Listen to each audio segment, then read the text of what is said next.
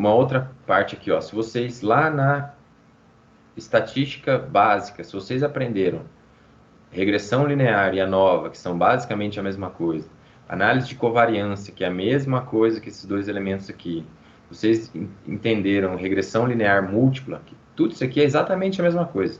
A única coisa que vai mudar é se a variável x é categórica ou contínua, se vocês têm uma variável contínua e uma categórica, ou se vocês têm múltiplas variáveis contínuas e categóricas no meio do caminho. Se vocês entenderam isso aqui, vocês podem passar para os GLM. Os GLM são extensões desse modelo simples. Se vocês forem para o Generalized Linear Models, vocês vão estar lidando com Ys que não são mais contínuos, que são logísticos, que podem seguir uma distribuição binomial. Vocês podem seguir um Y que tem uma distribuição de Poisson, ou de binomial negativo, ou o que vocês quiserem. Está tudo dentro desse barco aqui. Então, se os erros não forem normalmente distribuídos, ou se você não tiver não linearidade, se você não tiver linearidade na tua parte fixa do modelo. Agora, se você tiver uma não linearidade muito forte, que não pode ser descrita por uma equação, você pode ir para os GANs. Se vocês precisarem controlar, por exemplo, por sobredispersão, vocês podem tentar os quase Poisson, os quase binomial, ou um negativo binomial que vai incorporar um parâmetro a mais no teu modelo e vai te permitir modelar uma variância extra. Agora, se você tem uma estrutura hierárquica no teu modelo que precisa ser modelada especificamente para tirar esse padrão do teu resíduo, você pode ir para os modelos mistos, seja generalizado ou não. Se você tiver problemas de variância, a gente nem falou aqui nesse curso, se vocês tiverem diferenças entre variâncias ou tendências que aumentam ou diminuem, ou diferenças de variâncias entre grupos, vocês podem modelar essa variância com modelos GLM ou com modelos GLS, que não precisam dessa premissa, que podem relaxar essa premissa de variância ser constante ao longo de todo o tempo. Se vocês tiverem a parte fixa do modelo, mas a tua parte fixa do modelo ela for não linear, e você simplesmente só quiser mudar a estrutura fixa do teu modelo, não quiser nem mudar a distribuição, continuar com a distribuição gaussiana em Y, você pode fazer um LM, um modelo linear clássico, de least square, de minimização dos quadrados, acho que é o termo, a tradução para isso aqui, não linear, que é aquele caso, se vocês quiserem mudar somente a parte fixa do teu modelo, vocês podem ir para um modelo não linear e usar estruturas fixas diferentes para acoplar essa não linearidade dos seus modelos. Agora, se você quiser, além disso, partir para erros que não são normais e acrescentar valores aleatórios, vocês vão estar tratando de um GLMM, ok? Com uma variável resposta diferente, ou pelo menos que segue uma distribuição diferente, e uma parte fixa do modelo que também segue uma equação particular, ou uma equação diferente da linear. E se tiver ainda uma parte aleatória, vocês vão ter que modelar essa parte aleatória. Ou, se vocês estão aqui nos modelos lineares clássicos, e vocês querem só random effects, só mudar os efeitos aleatórios, está tudo certo. Vocês vão conseguir modelar um pouco a estrutura de correlação que tem nessas hierarquias. Vocês vão conseguir, entre aspas, tirar um pouco essa estrutura espacial do teu modelo e controlá-la para estimar melhores parâmetros. Ou se vocês querem dizer, eu tenho uma premissa nos modelos lineares que é independência entre as amostras. Se eu quiser relaxar essa premissa de independência entre as amostras, se eu quiser dizer, as minhas amostras elas não são totalmente independentes, tem uma certa estrutura de dependência entre as minhas amostras, e essa estrutura de dependência está relacionada a medidas repetidas, eu estou medindo a mesma parcela ao longo do tempo, ou é uma estrutura espacial. Se for uma estrutura espacial, Eu posso tentar trabalhar com os efeitos aleatórios, mas se for uma estrutura temporal, eu posso tentar modelar com modelos que levam em consideração e medem a correlação ao longo do tempo. Ao longo do tempo ou ao longo do espaço. Isso aqui não está especificando, está especificando só tempo. Se vocês quiserem, o pessoal da economia trabalha muito com esses modelos de série temporais. Eles já têm estruturas de correlação que vão dizer o quão conectados ou quão similares são as observações do modelo de vocês. Ou se vocês tiverem, eu tenho uma estrutura de correlação que é determinada, por exemplo, pela filogenia do grupo que eu estou utilizando. Vocês vão poder ou estimar os efeitos aleatórios, se você não tiver a filogenia e tiver só a família desses organismos, vocês vão poder controlar um pouco por essa estrutura, ou se você quiser incluir a filogenia nesse modelo e dizer, tem uma estrutura de correlação entre os elementos que estão dentro do meu modelo, e essa estrutura de correlação ela é determinada pela minha filogenia. Aí você vai mexer na estrutura de correlação da variância e da covariância, e você vai ter que usar um GLS para poder estimar corretamente os parâmetros. Se vocês tiverem uma estrutura mais complexa que essa, se vocês tiverem thresholds são esses negócios aqui, ó, essas equações diferentes para determinado gradiente, ou splines, ou se vocês tiverem modelos de mistura que vão que tem componentes diferentes, que tem, digamos assim, modelos dentro de modelos, vocês vão ter que seguir para uma coisa mais avançada. Geralmente, essas coisas mais avançadas, vocês vão ter que fazer na mão. Vocês vão ter que ir na marra e aprender a fazer os códigos em uma outra linguagem para fazer a formulação matemática que vocês quiserem. Uma forma de encarar esses problemas, ou pelo menos de iniciar nessas temáticas um pouco mais complicadas, ou em qualquer uma dessas aqui, são os chamados modelos hierárquicos. Tudo isso que nós estamos fazendo são modelos, de uma certa forma, modelos simples, mas na hora que a gente está fazendo efeitos aleatórios, a gente está fazendo um pouco também de modelos hierárquicos. Por quê? Porque tem uma estrutura dentro do meu modelo. Eu tenho uma parte fixa e uma parte aleatória que seguem estruturas completamente diferentes. E eu estou modelando a parte fixa do modelo de uma forma e estou modelando a parte aleatória do modelo de uma outra forma. Essa parte aleatória vai seguir uma distribuição normal, com média zero e o padrão conhecido, que é o meu modelo misto normal. Mas eu estou modelando dois componentes desse modelo. Isso entra um pouco nessa temática aqui de modelos hierárquicos, que são modelos dentro de modelos. Então, isso está na moda. Se vocês olharem por aí, a literatura está cheia dessas coisas. E nada mais é do que uma extensão de tudo isso que a gente falou. Então, por exemplo, a Isadora ou a Lauren, que devem estar trabalhando com probabilidade de ocupação e detecção, esse modelo é um modelo hierárquico e ele tem uma certa estrutura de delineamento, ele tem uma certa estrutura no banco de dados que é modelado com uma certa estrutura no modelo. Então, qual é essa estrutura? Por exemplo, a Isadora está interessada em detecção de mamíferos em uma localidade. Então, ela vai lá e coloca 5 armadilhas em uma parcela. E essas 5 armadilhas de uma parcela elas vão ficar abertas durante 30 minutos.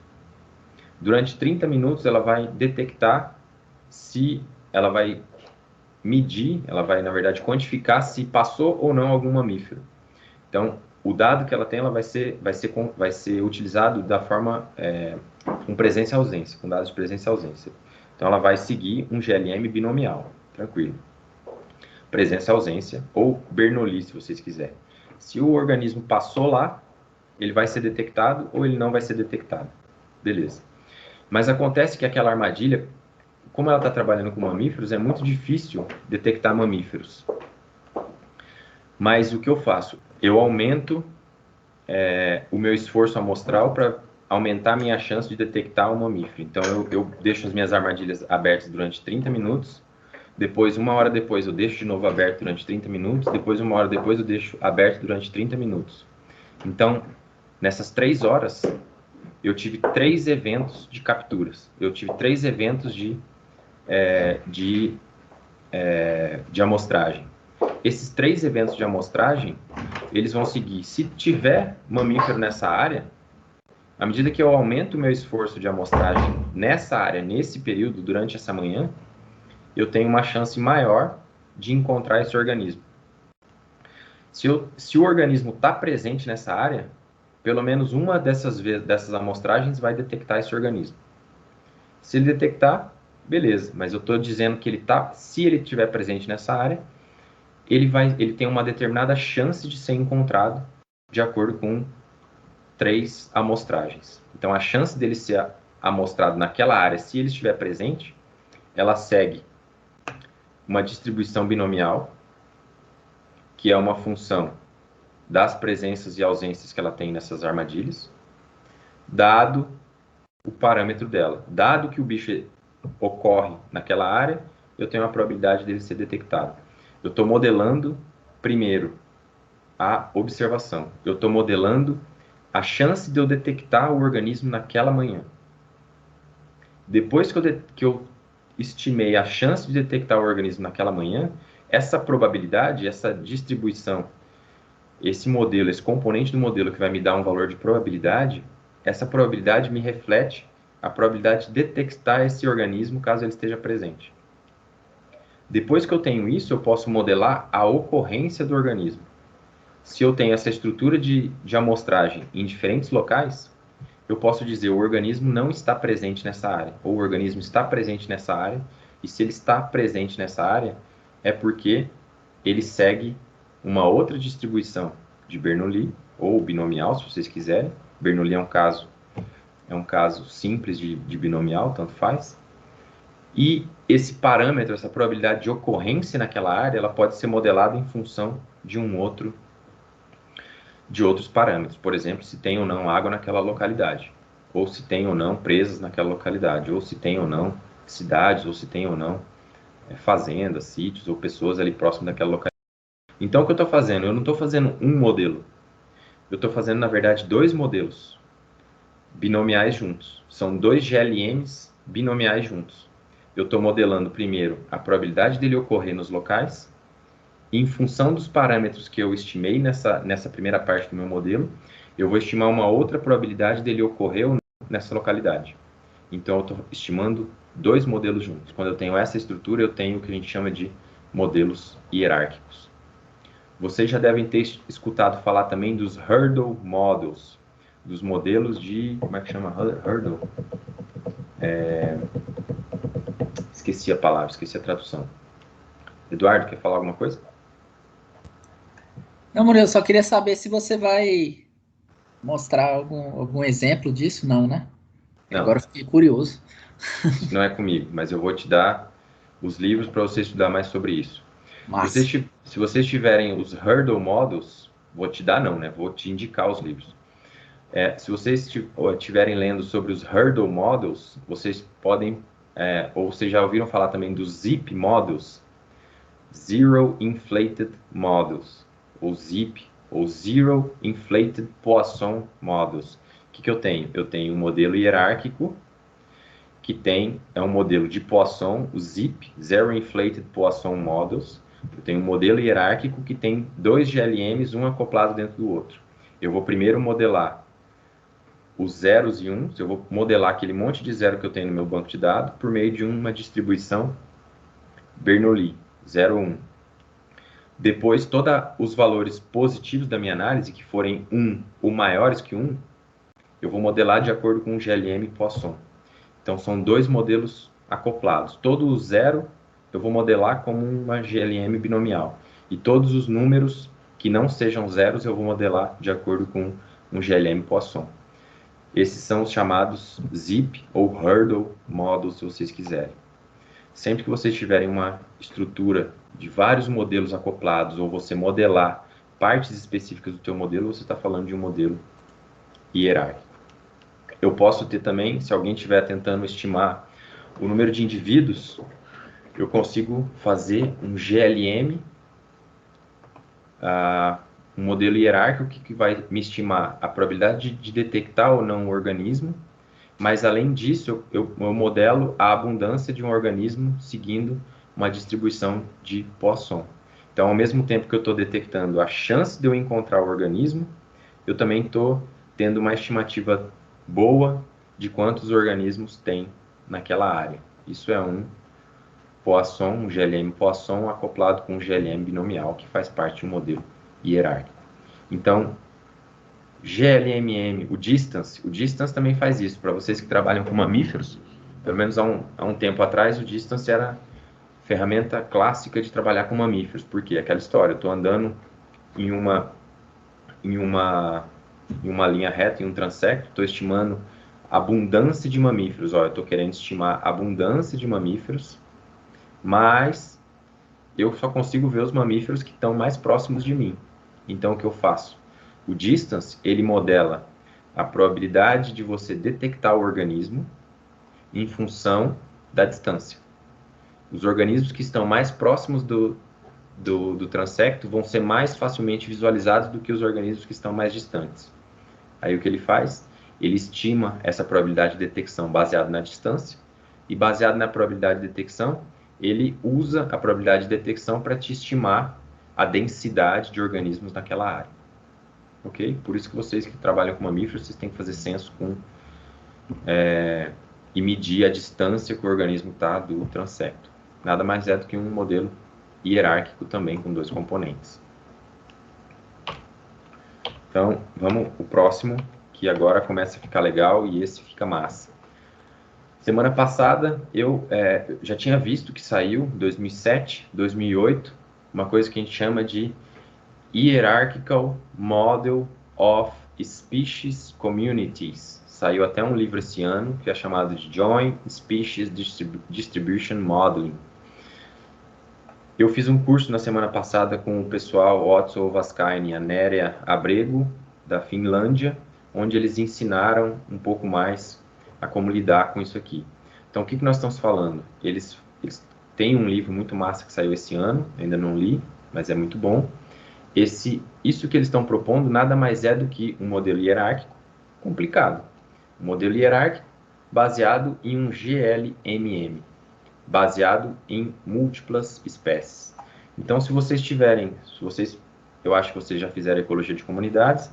Se vocês têm a tabela clássica de ecologia de comunidades, é locais nas linhas e as espécies nas colunas. Então, se você tem dados de abundância ou dados de presença e ausência, vamos fazer dados de abundância. Então, você tem em cada uma das suas parcelas, você tem a abundância de determinada espécie, a abundância da segunda espécie, a abundância da terceira espécie e assim por diante. O que eles pensaram, o que eles criaram? Eles criaram um GLMM. Então, eu tenho um GLMM, eu vou modelar a abundância de organismos de uma espécie baseada em uma distribuição, por exemplo, binomial ou negativo binomial ou Poisson, tanto faz. O que eu vou fazer? Só que como eu tenho múltiplas espécies no meu banco de dados, eu vou fazer um GLMM, sendo que as espécies são o meu efeito aleatório.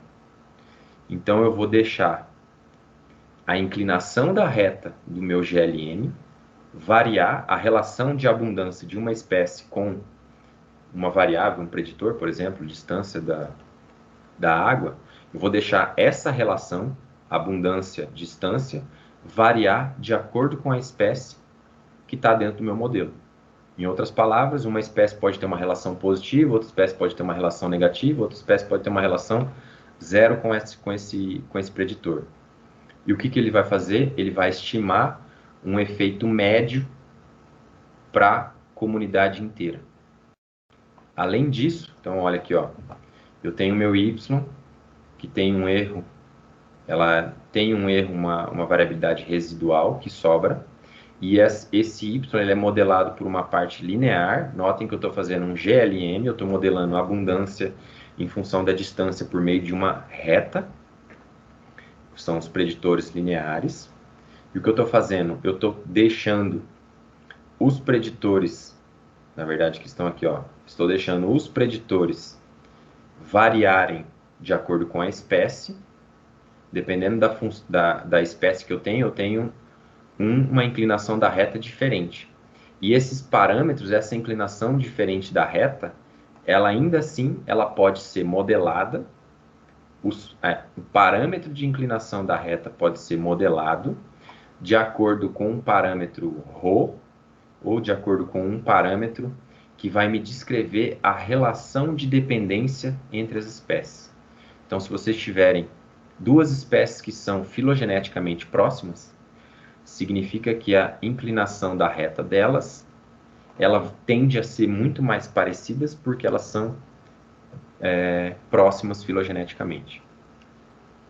Além disso, eu estou modelando esses preditores lineares e estou assumindo que essas espécies têm uma relação, elas têm uma certa relação de uma com a outra.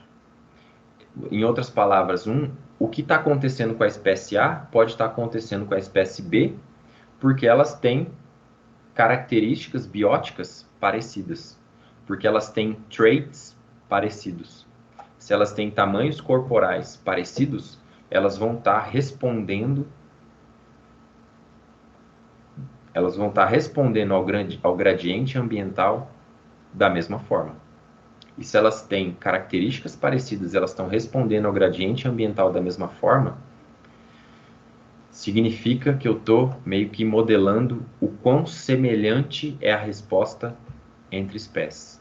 Então, o que eu estou fazendo?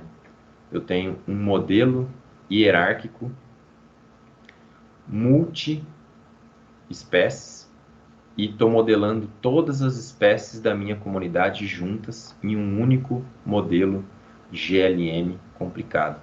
Então, aqui eu estou modelando a parte fixa, eu estou modelando os slopes e os interceptos de acordo com uma dependência filogenética das minhas espécies, e eu também estou modelando a resposta que elas vão ter em função de uma semelhança de acordo com um atributo que essas espécies têm. Tamanho corporal, ou todas elas são espécies, sei lá. Elas têm uma preferência, elas usam o recurso de uma certa forma.